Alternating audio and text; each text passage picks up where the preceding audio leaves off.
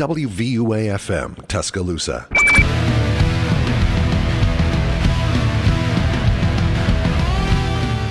Welcome back to another edition of the College Football Wrap-Up Show here on 90.7 The Capstone. We're live here from the University of Alabama.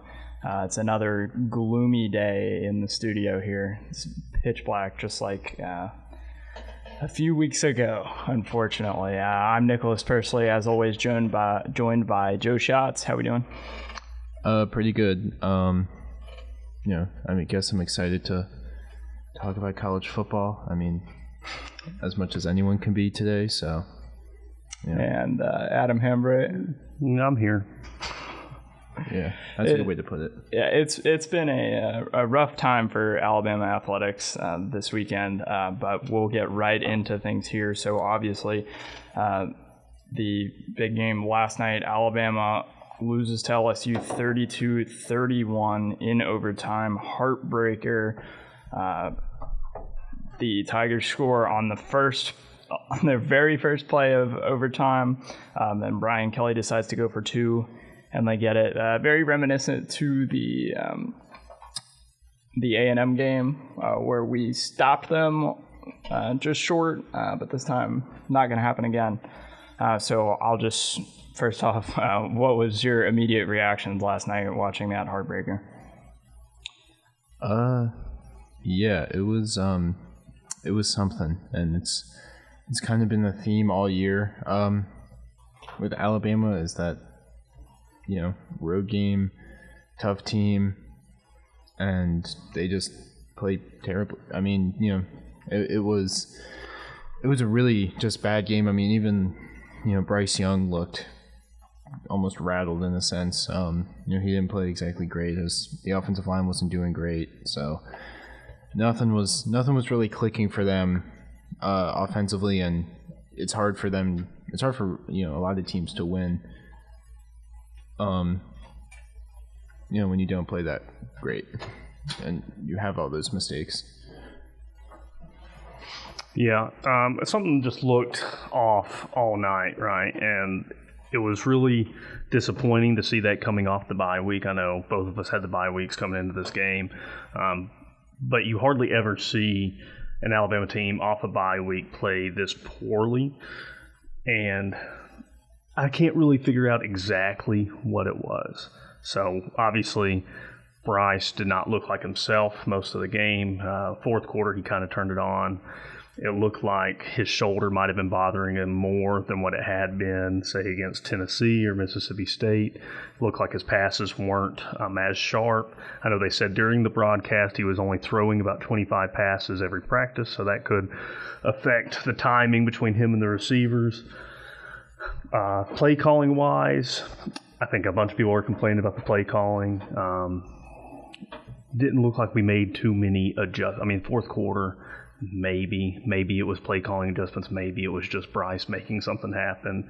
Defense, once again, couldn't get the crucial stop. They couldn't force turnovers, which has been a theme all year for the defense. I think they're 124th in the country in forced turnovers this year. Yeah, and this used to be, you go back a couple of years, our defense was always getting those, turnovers at, the most important parts of the game. If you go back to 2016, I think we almost had a defensive touchdown in almost every single game. Mm-hmm. But this team just can't force the turnovers or get the stops when it's needed.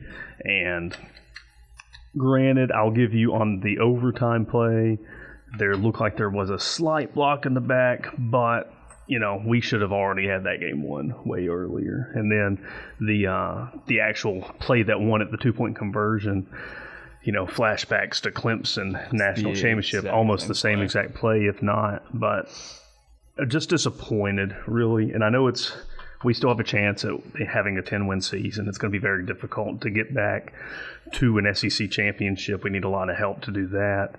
And then most likely no playoff at any time. That's the case for an Alabama team. Everybody's disappointed, but hopefully they can finish out the season strong, hopefully get a decent bowl game, finish that out strong, and then, start getting ready for next year. Yeah, I've got a lot to unpack here. First off, I'll say that like this is kind of the Alabama fan experience, right? You know, you lose, you know, any other school, it would just be business as usual. But, you know, at Alabama, you don't expect the rest of your football to pretty much be meaningless at the beginning of November. It was just, you know, all year, things have just not been right with this team. The uncharacteristic mistakes, the penalties, you know, on that 2-point play, before we call timeout, there were 12 men on the field. We come out. After we come out, after that timeout, there's 12 men still on the field, and we barely got the guy off before they run the play. If that doesn't, you know, just paint the picture for you, then I don't know what will. I can't. It's just extremely disappointing when you have one of the best quarterbacks that Alabama has ever had in Bryce Young. I mean, this kid is special. He has unbelievable talent. And, I mean, I would be willing to say you take almost any other offensive coordinator except for Bill O'Brien, and you could make them look like $1 million with Bryce. Yeah, you know, I think it's kind of astonishing.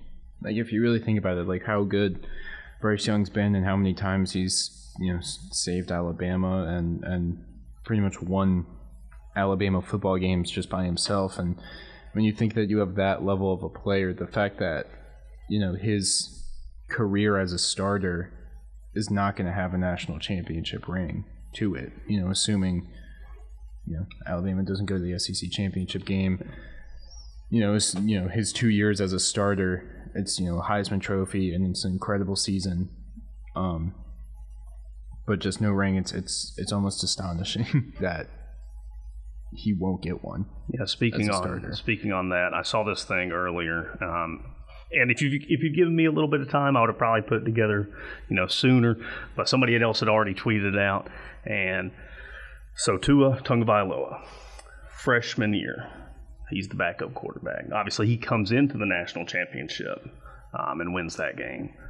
Sophomore year, one of the best years, you know, by a quarterback, by an offense in history, losing the national championship game.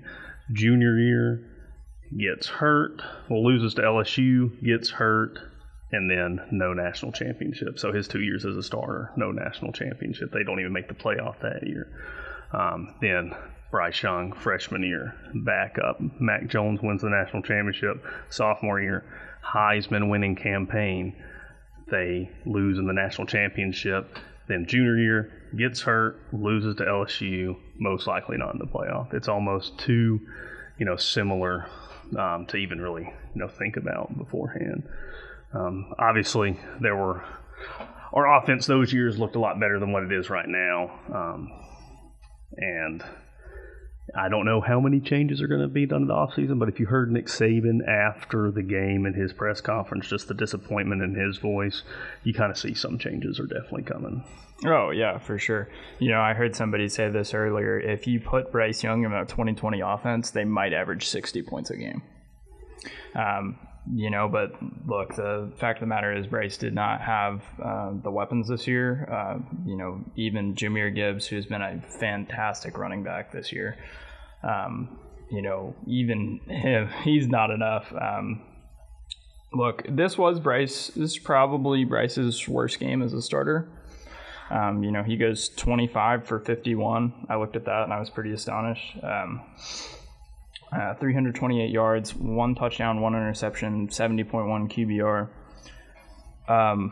You know, he looked rattled in this game, but, I mean, how many games has Bryce been the reason that we won? How many times has he been clutch this year? You know, we sing his praises all the time. You know, I think you're allowed to have one bad game. It's really unfortunate. You know, he's made Bill O'Brien look just fantastic at some points this year, or he's, you know, helped him to at least look average. I wouldn't say he's looked fantastic maybe, but, you know, Bryce isn't, you know, he shouldn't have to be perfect every single game when you're playing at Alabama. and you have just an unbelievable amount of talent all throughout your roster. 5 stars everywhere. Yeah, I think that was one of the biggest changes to this year than last year. So last year, obviously, same offensive coordinator, same quarterback who wins the Heisman, but we still have weapons. We still have the 5 stars. We have weapons. But last year, with Jameson Williams and John Mechie, it was almost as if, every single game, one of them was going to get open for like a 60-yard touchdown. This year, we seem to not have that at the wide receiver position. I know Isaiah Bond, Kobe Prentice, they've shown some speed, but not to Jameson Williams and John Mechie level, at least from what we've seen this year. And we had Tyler Harrell, who was the transfer, who came in from Louisville, who still has only got into, I think, 1 game, that being the Mississippi State game, for 1 catch. I don't know if he just doesn't show up in practice or if he's still coming off that injury, but we have to figure out something to kind of help Bryce out, the rest of the year, maybe. Because right now, they don't think we can really throw it deep. So he's getting a lot more pressure than what he has been. Yeah, I think, just to kind of continue it with Bryce and stuff, I'm just kind of, it's weird because, Nick, like you mentioned, he has been, really good. He's won Alabama games. He's kind of, put the cape on his back, as they say, and won football games almost single-handedly. And it was just, I was really surprised at how he looked against LSU, because he was pretty much the only, heading into this game, he was pretty much the only guy who would stay composed in big time, hostile situations, on the road, tough games. He was pretty much the only one that looked like he could actually play his position at times. So for him to go, 25 of 51 and 1 touchdown, 1 pick is just kind of, just really, boggling as to how and to an extent, like, why he even, if he is struggling that much, why even throw it 51 times? It's not like you necessarily had to come back really in the game, So I figured that, if Jahmyr Gibbs is averaged 6.6 yards a carry and at 99 yards and, 15 carries, why would you not just run it with him and not have Bryce throw it in the game which he wasn't looking sharp? So I don't know. There's a lot of questions. There's a lot of questions to be had, and I would imagine a lot of decisions to be made by higher ups. Yeah, so obviously I think the most pressing thing for Alabama fans is what does the coaching staff look like next season? So I'll pose this question. Okay, I already know, I'm pretty sure we know the answer that we're all going to say for Bill O'Brien, but how about Pete Golding? Should Alabama seriously consider just wiping the slate clean with the offensive and defensive coordinators after just some rough weeks? Because Pete Golding, he's not entirely blameless. In the biggest games this year, the defense has not come up big. Obviously in the Tennessee game, they gave up, 52 points? This game, they gave up 32. They're certainly not blameless. Yeah, so one with Bill O'Brien, first, majority of the fan base doesn't want him around, but I think he's going to get a head coaching job anyway, no matter what happened the rest of this year. With Pete Golding, I don't know who's looking at him for a job. I haven't heard his name thrown in any of the coaching searches, but I'm kind of on the side where we kind of just need a fresh start, because Pete Golding, he's been there for years now, and it seems that the defense, even though this year we have a lot of talent on that defense, we had a bunch of people come back, we had Eli Ricks transfer in, and Eli Ricks has played well in the 2 games he's actually played in, but it seems like every year the defense has kind of regressed like a little bit every year, and I'm not really seeing much improvement. Mississippi State game, they played well, and then against some of the lower opponents they played well, but when they play the Tennessee, the LSU, Georgia in the championship game, even the Texas A&M game last year where we gave up a lot of points there. There's always at least one game where we're giving up points like that, but now it's starting to get more common. So I think it is kind of time to just kind of wipe the slate clean. I don't know who you're going to bring in. Obviously, it's not going to be one of our past defensive coordinators because they either have head coaching jobs or probably will never coach in the SEC again. So I don't know who to go after, but I do think we need a clean slate. Yeah, I agree with you there. I don't. You know, for Bill O'Brien, I think it's more obvious than Golding. I think Bill O'Brien, you know, I'll agree. Like, I think he will get a head coaching job somewhere. You know, so I don't know if probably not, or it might be college level. I don't know if he might consider going back to the NFL, but yeah, I think for, you know, he should be gone. Whether, to be honest, whether he leaves for a head coaching job or not, you know, he shouldn't really be staying at Alabama. Golding, I think, is maybe a little more up for debate, but I think it's past that time period where, you know, you're kind of giving him like a couple, you know, years to get, you know, his guys on the defense and to figure it out. Like, you know, like you said, Adam, he's been there, you know, he's been here, and you know, for a defense that has really good play, you know, like Will Anderson and Dallas Turner are the two best pass rushers, you know, or probably the best pass rushing duo in the country. And Eli Ricks and Kool-Aid McKinstry are incredible secondary players and you know, should be up for like awards come season end. But, you know, the fact that team can get burned almost so frequently, and, you know, to an extent you can almost see it coming when you play a team like Tennessee, and, you know, yeah, like obviously you're going to allow the points to them, but, you know, you can't have miscommunication and such frequent lapses of judgment and, you know, playing that, you know, you're letting up that many, you know, like you shouldn't be letting one guy have 5 touchdowns against you. And I know, so Tennessee, you know, they play Georgia this week, right? And I know the weather in that second half was terrible, and that definitely helped slow down some of those receivers. But when you're looking at how Georgia's defense was able to shut down Tennessee, then you start looking at our guys like, we're not that much different from Georgia. Like, we shouldn't be giving up 52 points. So I think that's another kind of nail in the coffin. Maybe he'll stay on the staff because he is still a very good recruiter. Just doesn't look like he should still be the defense coordinator. Yeah, I mean, I think it would be. So, okay, first off, Bill O'Brien, like, there is a 0% chance that he is still here next season. I think if somehow he still has a job next season, there will be a protest outside of Nick Saban's office. That's how bad he has been this year, and, you know, Twitter is full of Bill O'Brien is trash takes. Like, after every single game, even in wins, like, you know, we beat Mississippi State 30-6, and that was the number one thing people wanted to talk about, was how bad the offense looked.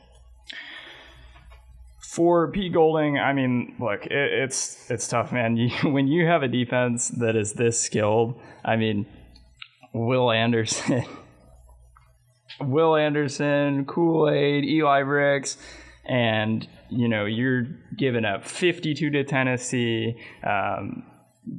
26 to Arkansas, 32 to LSU. I mean, you know, even the Texas game was not particularly close, or was too close for comfort. Like, I feel like all these games have been too close for comfort.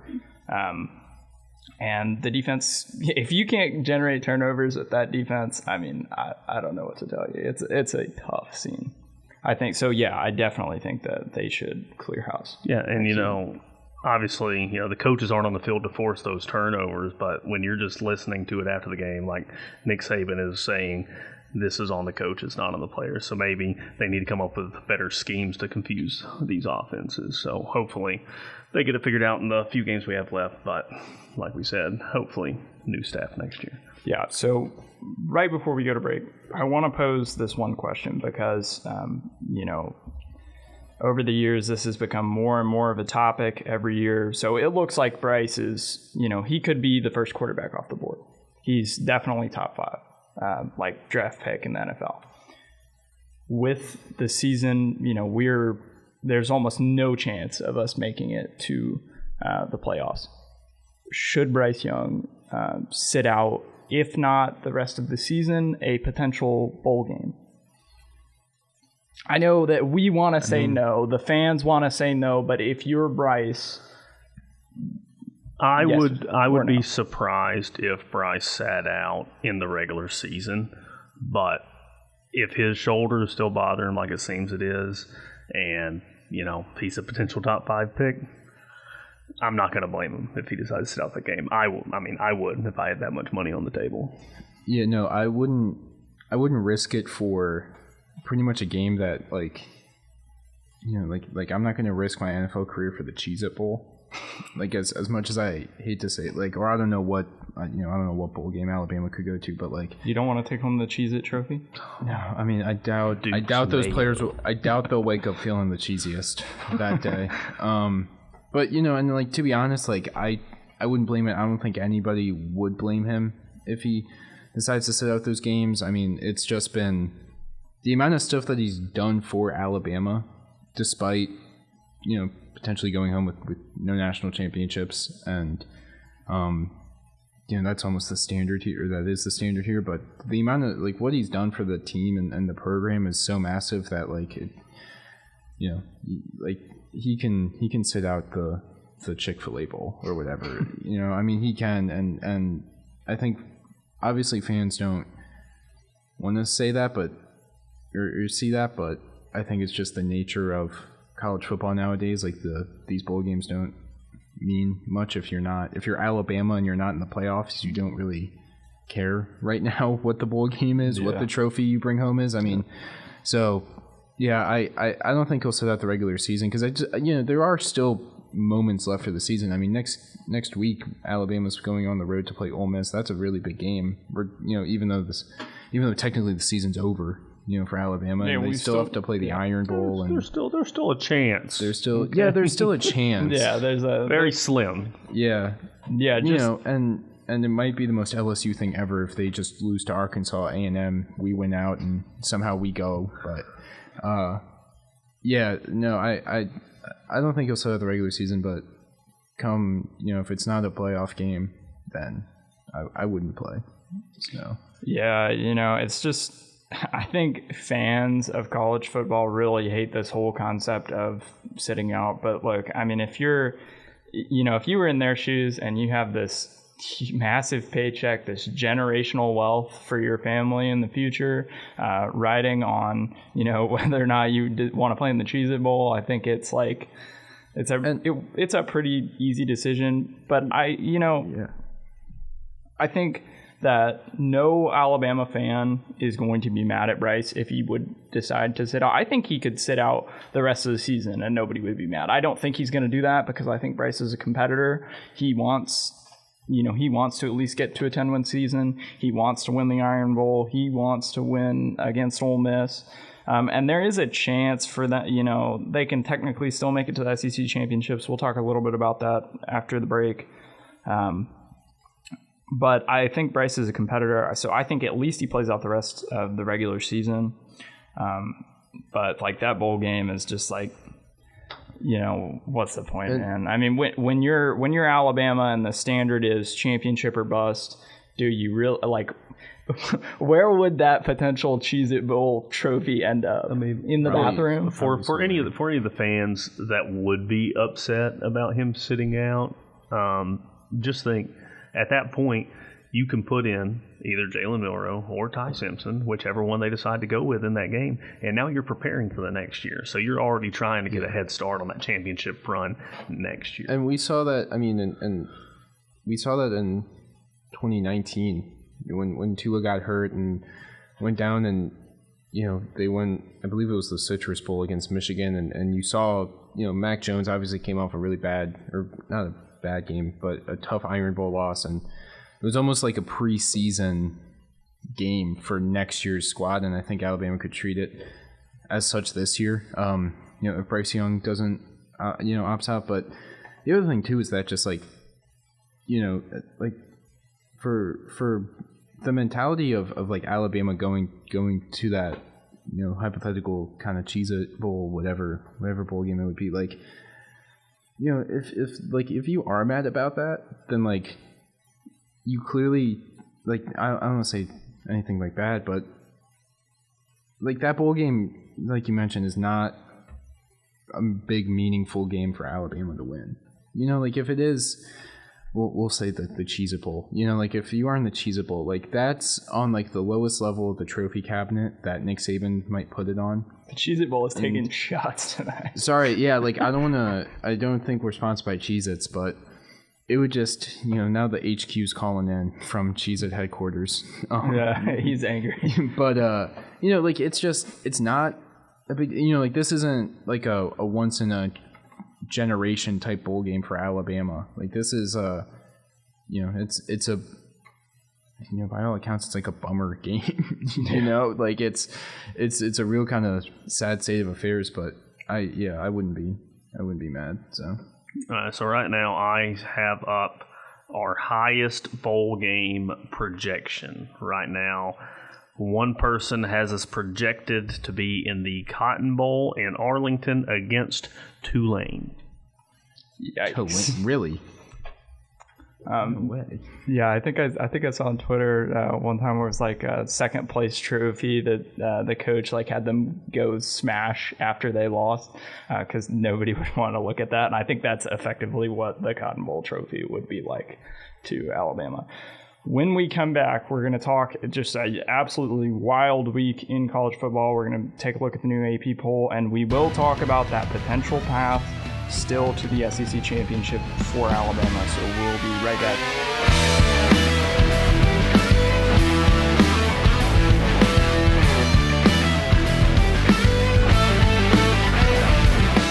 WVUA-FM, Tuscaloosa.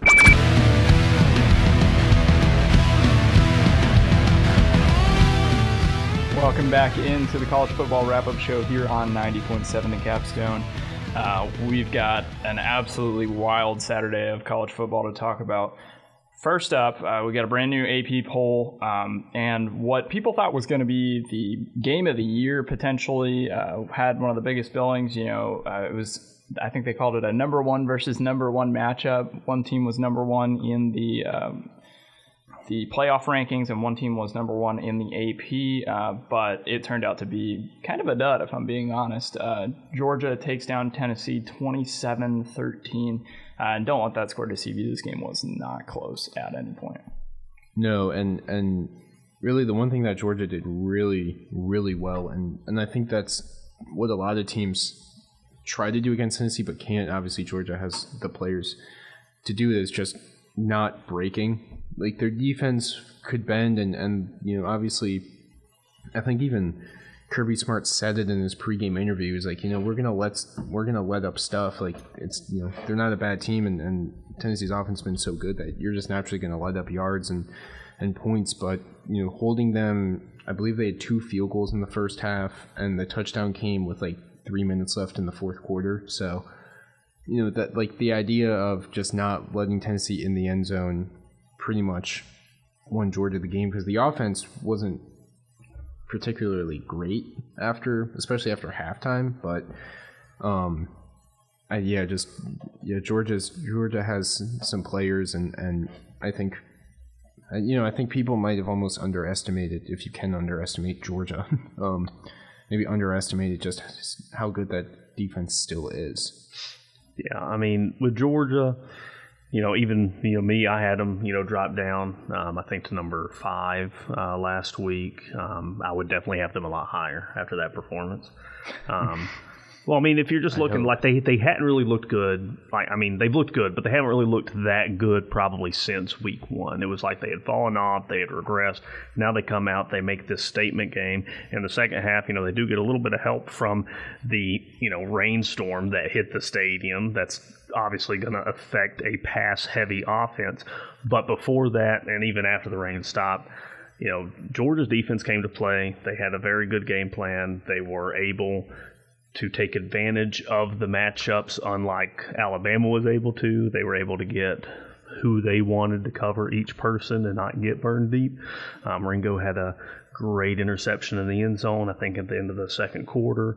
And yeah, the game wasn't really that close, but I almost wanted there to be one more score. Tennessee gets the ball back with like a little over a minute left in the game, and I wanted them to score just to upset everybody that bet Georgia and the points, because then they would have backdoor covered in the last second of the game, and it's 27-20. It would have just made everybody upset. People would have lost a lot of money, and I would have loved it. But, you know, congrats on Georgia. They'll probably be, you know, I think they'll jump up to number 1 in the college football playoff poll.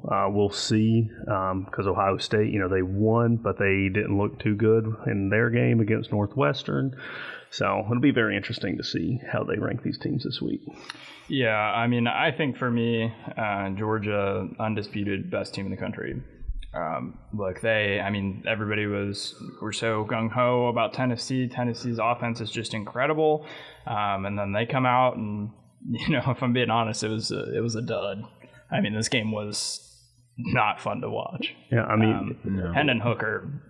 I mean, this guy has thrown for 2 touchdowns at least 2 touchdowns in every single game this season, and he throws no touchdowns, a pick, 23 of 33. I think one of the picks he threw, it looked like the Georgia quarterback was running the route. Yeah.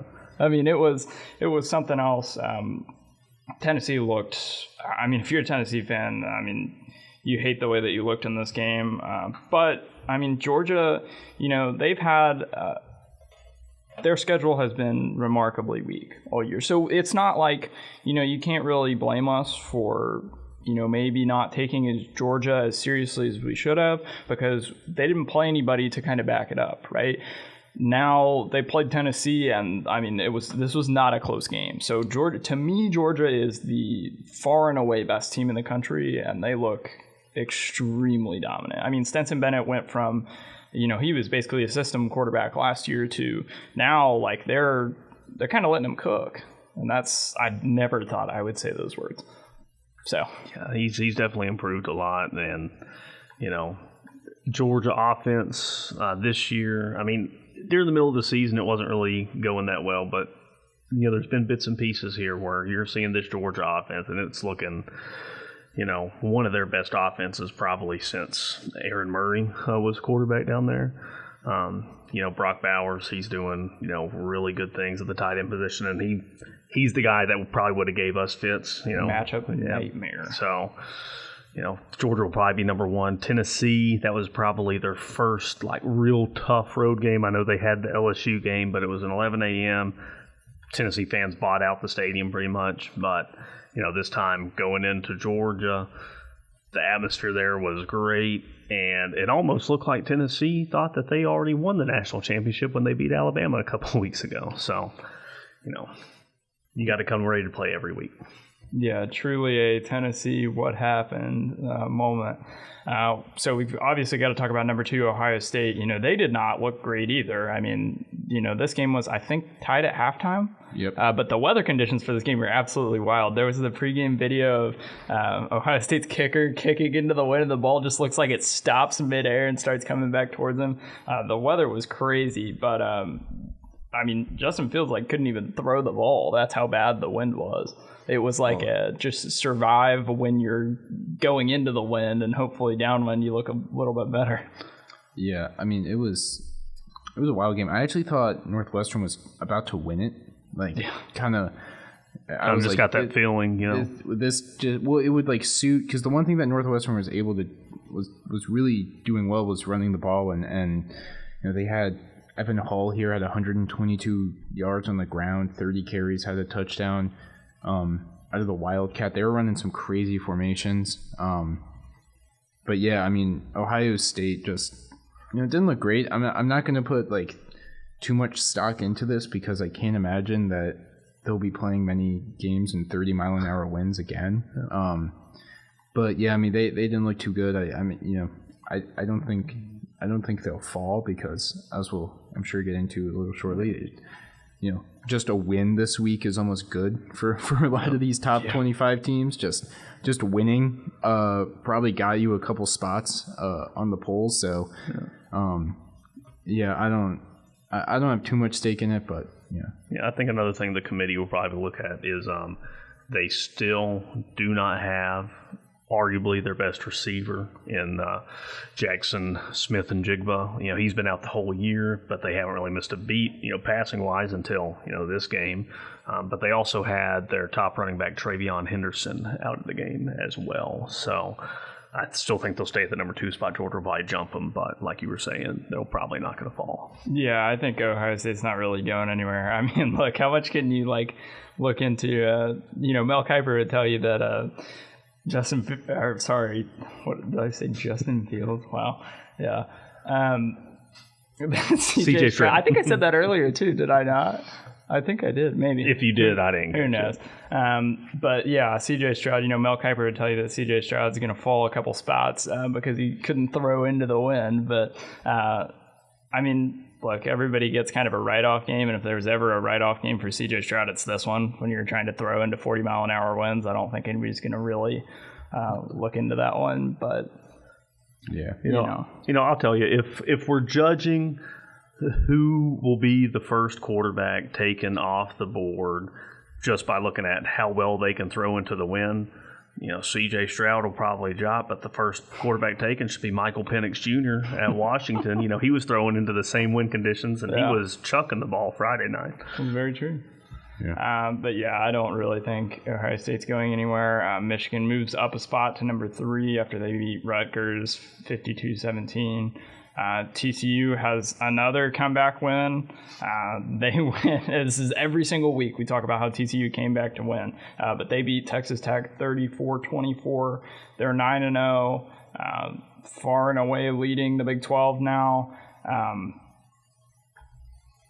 Do we, this will be a two-sided question. So, A, does Tennessee drop out of the top 4? Are they out of the playoffs for now? And does TCU move into the top 4? If you had to pick between, I think that will happen. I think Tennessee will drop out of the top 4, and I think that TCU probably will jump into it.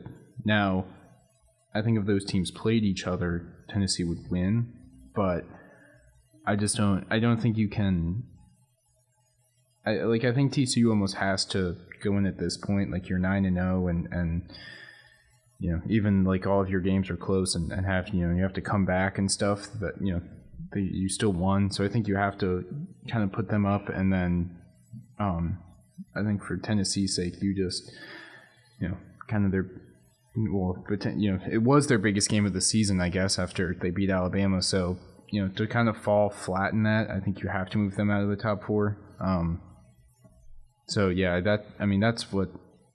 that's what I would do, I guess, if I was in the committee, and that's what I think they will do. So right now I would probably drop them out of the top 4 as well. But if you're looking at the teams, so teams that'll probably be in the top 4: Georgia, Ohio State, Michigan, TCU. I don't think Oregon's going to make the jump all the way in there. But the thing that hurts Tennessee the most is, we were talking about Alabama last week. Alabama had the one loss. It was to Tennessee. It was very close.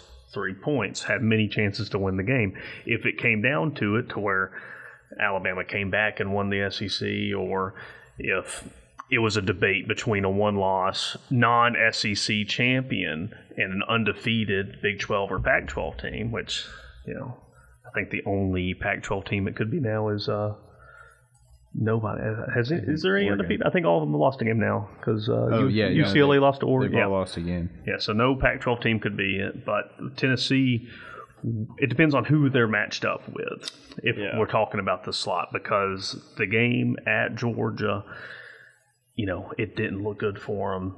We said it, final score 27-13. It wasn't even that close.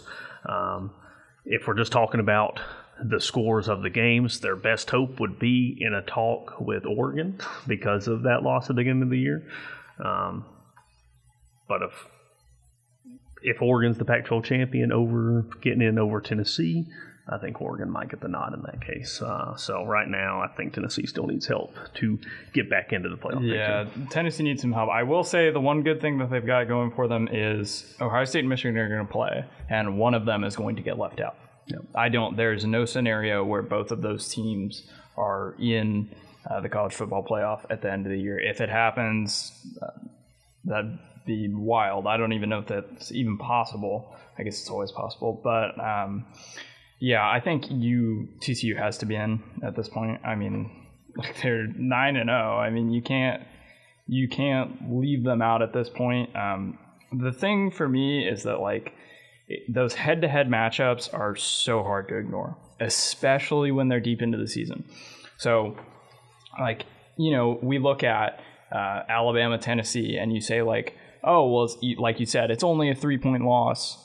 That game could have gone either way. If you replay that game 10 times, you're not going to get the same result every time. So that would be a good rematch. But then you look at this Georgia-Tennessee game, 27-13, you're like, and it did not look good. There was no point in that game where Tennessee looked like they even had a chance to win. They looked like they got outmatched.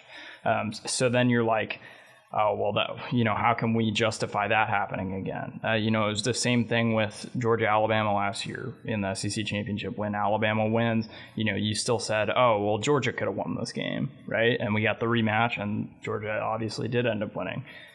Though, you could almost make the same argument for Oregon, but I think that the Tennessee loss to Georgia is going to be a lot harder to kind of argue around because it's so much later in the season.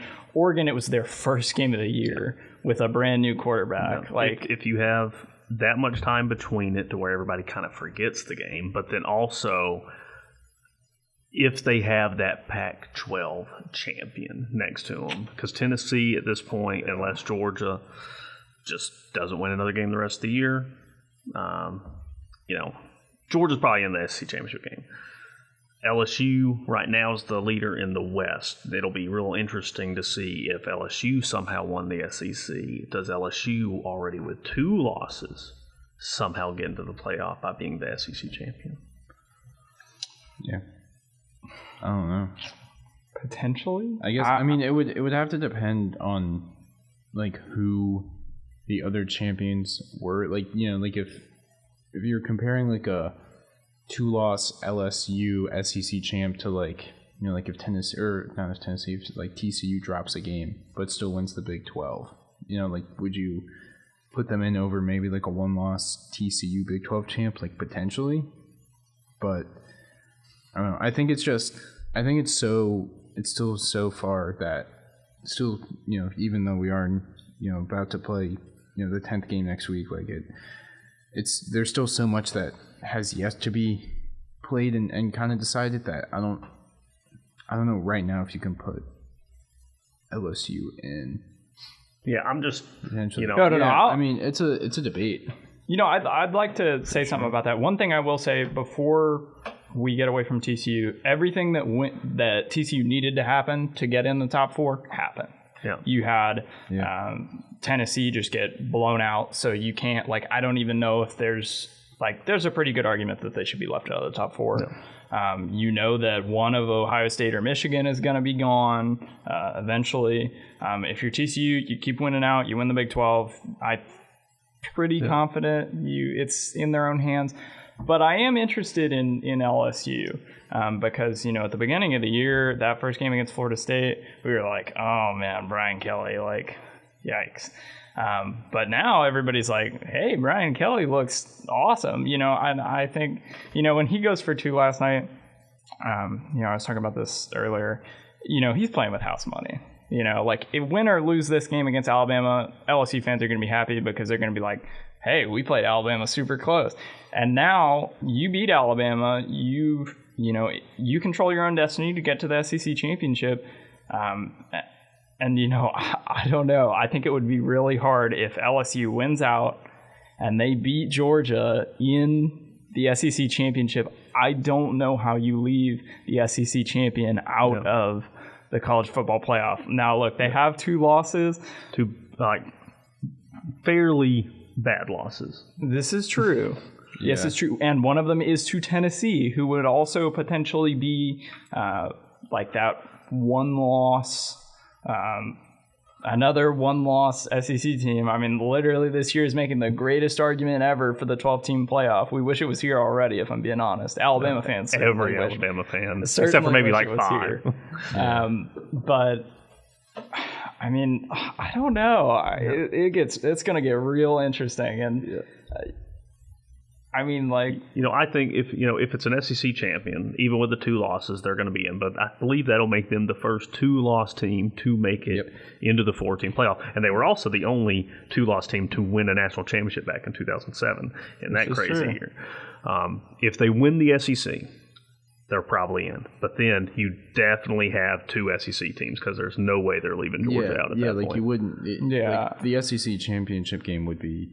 So then you're looking at the winner of that Ohio State-Michigan, as long as they win their conference, and then potentially probably TCU if they're undefeated, possible be a Pac-12 champion, but then you're still going to have that Tennessee team to possibly put in a third SEC team, and that's when the argument is, well, your SEC champion you just put in, they lost to Tennessee by 30. Could you imagine how mad the Tennessee fans... I mean, the situation you're looking at the end of the year is like an Oregon that's a Pac-12 champ, a Tennessee that has 1 loss and beat the SEC champ LSU by how much? 30? It was like 40 to 13. 40 to, yeah.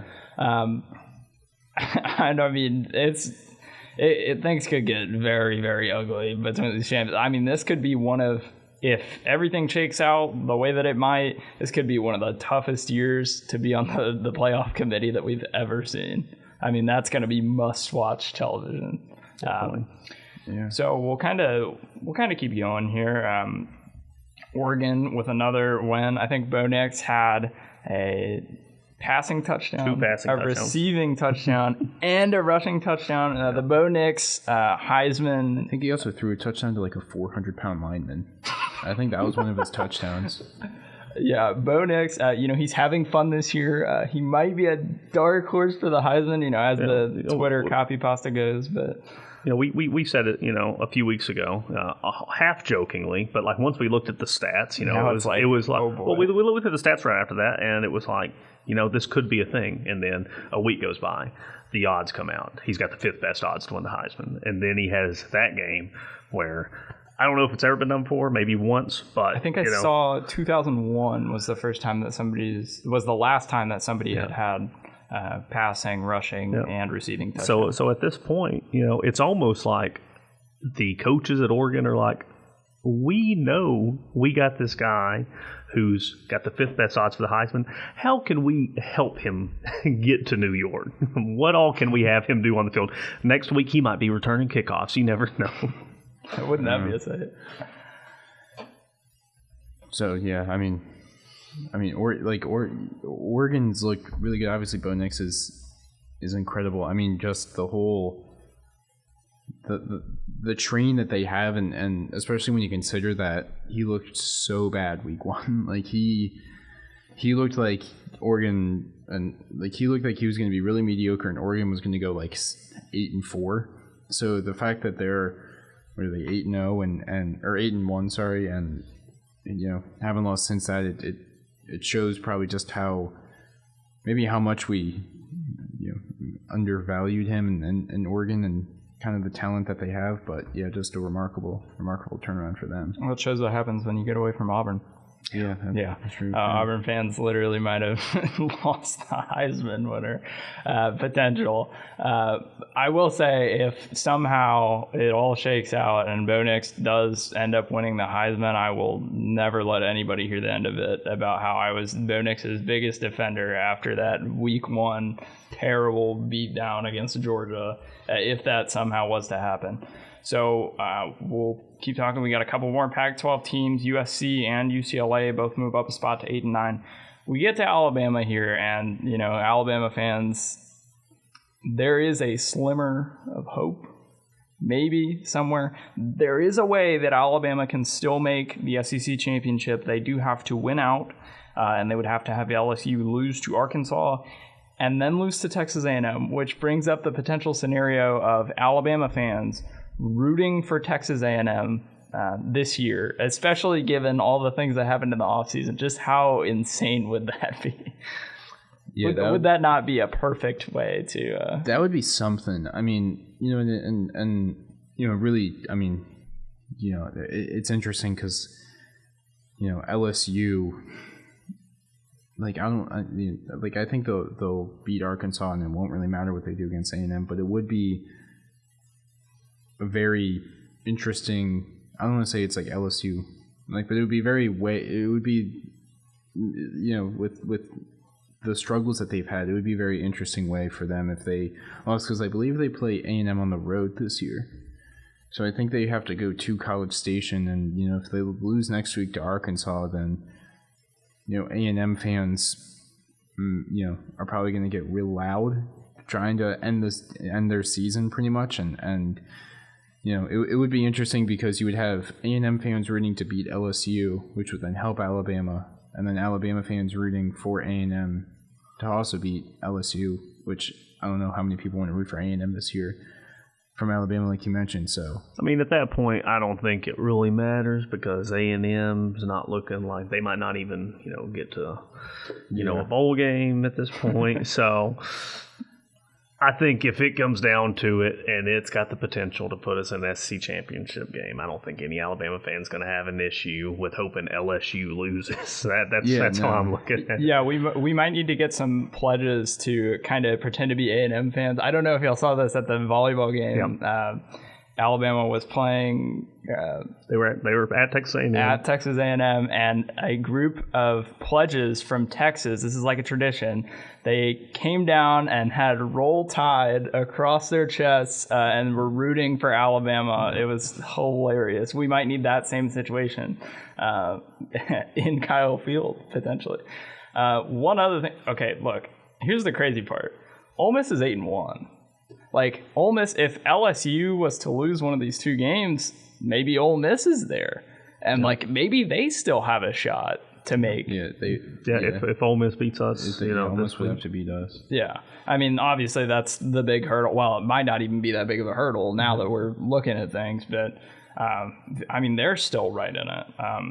Then, obviously, I think my biggest question about this week's game, once again, it's on the road. Big game on the road. Alabama this year, that has not been good to us. Penalties.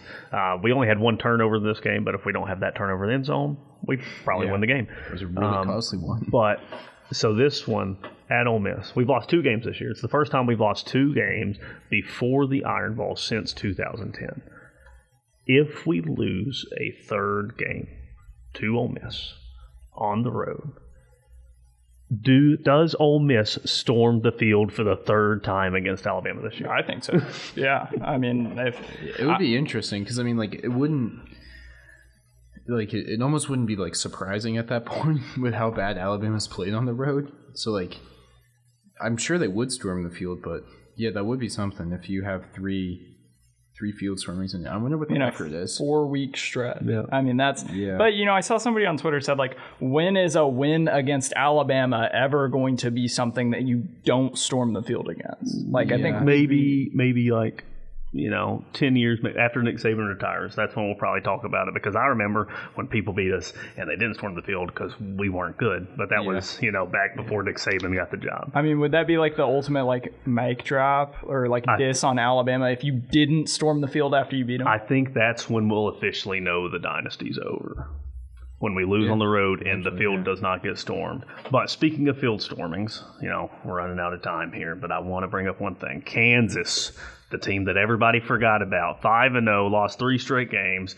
They beat Oklahoma State. They stormed the field, tear down the goalpost, and that night, new goalposts are already put up, and the Kansas football Twitter page posted no GoFundMe needed, kind of a shot at Tennessee. They're asking their fans to pay for it. Yeah, that was a Chad move by Kansas. Yeah, I think it's their first win against a ranked team in I think it's a long 2010 or something. It's some long absurdly time. long stretch. First time they're bowl eligible since 2008, right? Yep. Big week. Yeah, for Kansas. that's the biggest winner. I don't care. Biggest winner. biggest losers Alabama. I don't care. Yeah, I was 100%. gonna say, I was like, Yeah. is it like I was gonna say Clemson got curb stomped. Like, Oh, that we could definitely be okay. This is something we definitely have to talk about before we go up there. Yeah. Clemson They got- loses they to got- Notre Dame. they got curb stomped by 35-14. they got curb stomped by a team that threw for 85 yards. Yeah. Drew Pine was 9 of 17 for 85 yards and a touchdown, and somehow Notre Dame was able to put up 35. Like, I mean, nobody really called that upset, Notre Dame over Clemson. But really, like, once you started watching the game, like, really right off the bat, it was like, Yeah, I think Clemson's going to lose this game. Clemson was done. Yeah, I think they put in the backup, and he only threw one pass, and it was a pick. I think, wasn't it? I think it was 28-0 at some point. Yeah. Mm-hmm. And I remember seeing that on the TV, and I was like, oh, okay, all right, yep, Clemson, they're not it. Yeah, DJ. You want to go? GJ did not have his best game. I think, to be honest, now like, we were talking about like Bryce Young like sitting out the rest of the season because the season might be over for them. Like Clemson, I know that they still are probably. I think they are almost a lock to go to the ACC championship game, but I'm wondering if they just put in the backup from here on out because like I don't know how much flip flopping you can really do before you start like messing with it too much. They need to make a decision. I want to see if North Carolina, sitting there at 15, if they're going to be able to take the ACC crown away from Clemson this year. To both really interesting. Which when was the last time Clemson didn't win the ACC? It was 2014. Well, last year they didn't win it last year because that was Pittsburgh, I believe. Oh, that's right. Yeah, they weren't. But in it, before so- that, it's Yeah. been a while. I was going to say because I mean, it must have been what 2013 or 14, like Florida State, it's- like because when Florida State won the championship 2014 Florida State. yeah, when they beat Auburn. And they had won it 3 Oh, years that in a was row the at year. point. That was the first playoff year. I bet. Yeah. So, but yeah, no, Clemson. Just a wild league. I mean, hey, like if Alabama fans are complaining about coordinators and staff and coaching and stuff, like Clemson just looked disastrous Saturday. Yeah, it could have been worse, Alabama fans. Like if despite, it could have been worse. And like to be honest, the game could have been a lot worse. Like if Notre Dame wasn't rocking with like a third string QB or something, like or backup, I believe. And look, basketball starts tomorrow. Yeah. There you go, Alabama fans. We got basketball, and then the NCAA tournament for soccer is about to start. So we got some good play sports. for. We still got some hopes. Also, I would be remiss to mention that Texas, are they back again? They continue to come back. We every don't single know. week. They almost. They're did, like the though. Undertaker. They sit up out of the coffin every single week. They almost lost that game though because I believe it was 24 to 10 or something, and then it was like 27 or 34 to 10 or something, and then it only being a 7-point game. Yeah. Which is something they've done every single time. That is the story of the Big 12 this year, is these huge comebacks. The only team that seems to not be able to make the comeback is Oklahoma State in the state of Kansas. Yeah, very unfortunate. Yeah. But I think that's pretty much it. Was there anything else big that we're forgetting about that we should have talked about? Nothing really big, other than whoever thought Tulane would be the highest Group of 5 team right now. I don't think they've been ranked since the 90s. Crazy. Yeah, that's pretty And they play wild. UCF, number 22. They got a chance to have a top 25 win this week. And their one loss is a 5-4 Southern Miss. So Yeah, that's a season and a half for the Green Wave. Yeah. Pretty wild. Anyway, this has been another week of the College Football Wrap-Up Show here on 90.7 The Capstone. We'll be back same time next week. Hopefully a brighter studio and a brighter outcome for Alabama. Yeah, hope so. Yeah, we'll see you same time next week.